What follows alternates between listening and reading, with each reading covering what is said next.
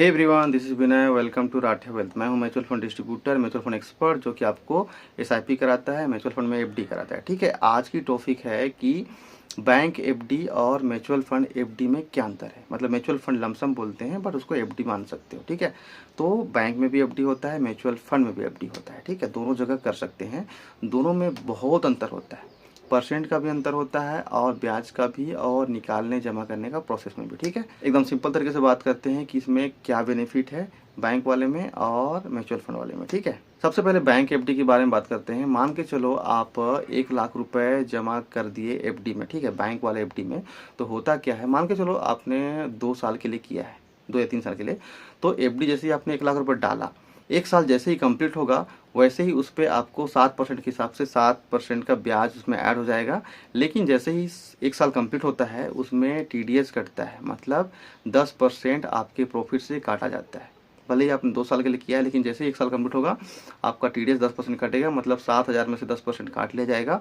उसके बाद में वो अगले साल के लिए फिर एफडी हो जाता है, ऑटो एफडी। ठीक है, फिर सेकेंड साल जैसे ही कंप्लीट होता है वैसे ही फिर से कट जाता है टीडीएस, मतलब वही फिर से 10% आपके प्रॉफिट में। मतलब पहले साल मान के चलो 7,000 कमाए, उसमें से 500 रुपये कट गया टीडीएस, तो 6,500 बचा, और 6,500 के साथ में अगले साल फिर 7,000 बचा। तो टोटल मिल के फिर कितना हो गया, 7 6 6 दूनी 12 13 14,000 रुपये हो गया। उसमें फिर से 10% का टीडीएस कटेगा। उसके बाद 2 साल बाद आप मेच्योरिटी में आप उसको निकालोगे, जो बचा हुआ ब्याज के साथ में आपको मिलेगा, और उसमें भी आपको 12 से 18% का टैक्स लगता है। ये चीज़ बैंक वाले आपको नहीं बताएंगे, बस एफडी कराएंगे, इतने साल में इतना मिलेगा करके पहले से लिखा हुआ रहता है, काट पीट के उतना आपको मिल जाता है। और दूसरा बात करते हैं कि अगर आपने म्यूचुअल फंड में एफडी किया, ठीक है, यहाँ भी हम लोग क्या करेंगे, आपको कोई रिस्क नहीं लेना है। मार्केट अप डाउन हो से मतलब नहीं है, तो आप यहाँ पे 7 से 8% वाला फंड लेंगे, 2 साल या 1 साल के सोच के करेंगे।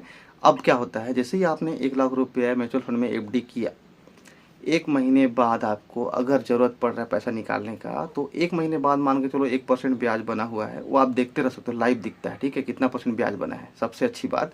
उसके बाद में आपको मान के चलो 5,000 की ज़रूरत है, तो आप उस 5,000 को निकाल सकते हो उस 1 लाख में से। तो उसमें से आपका प्रॉफिट भी थोड़ा सा निकल जाएगा और वो 5,000 रुपये टोटल निकल जाएगा। अगर ब्याज बना होगा तो ब्याज में से जो टैक्स कटना रहेगा कट जाएगा, और उस टैक्स के बाद में आपको निकल जाएगा, मतलब नॉर्मल सा टैक्स रहेगा, और इसमें कोई टीडीएस नहीं कटता है। ठीक है, उसके बाद में क्या होगा कि आप 6 महीना बिताए, 6 महीने बाद फिर से आपको ज़रूरत पड़ा, फिर से आप थोड़ा सा अमाउंट निकाल सकते हो। यही खास फीचर है म्यूचुअल फंड की कि एक बार आपने एफडी किया यहाँ पे, फिर बीच बीच में 1,000 2,000 3,000 5,000 करके आप धीरे धीरे धीरे करके निकाल सकते हो, और धीरे से उसको ख़त्म भी कर सकते हो। या तो आप उसको लंबा रहने दोगे 5 साल तक भी, तो हर साल जैसे बैंक में टीडीएस कटता है 10%, वैसा ब्याज में कोई टीडीएस नहीं कटेगा। जब तक उसको नहीं निकालोगे तब तक उसमें से ब्याज नहीं कटता है, तब तक वो कंपाउंडिंग होते रहेगा। और जो बैंक वाले एफडी होता है उसमें हर साल आपको टीडीएस पेमेंट करना पड़ता है। टीडीएस चार्ज 10% आपके ब्याज पे कटता है।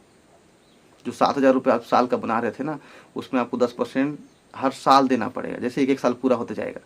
और वही म्यूचुअल फंड में आपने 1 लाख रुपये डाला, 1 साल पूरा हो गया, कोई टीडीएस नहीं कटेगा। 2 साल पूरा हो गया, कोई टीडीएस नहीं कटेगा। 10% का जो कटता था ना चार्ज ब्याज पे, वो नहीं कटेगा। जब आप उसको निकालोगे तब जाके आपको जो 12-18% का टैक्स लगता है प्रॉफिट में, बस वही लग के पूरा पैसा मिल जाता है। सिर्फ प्रॉफिट पे लगता है ना, आपके जो जमा किए उस पर नहीं लगता है, बैंक में भी नहीं लगता।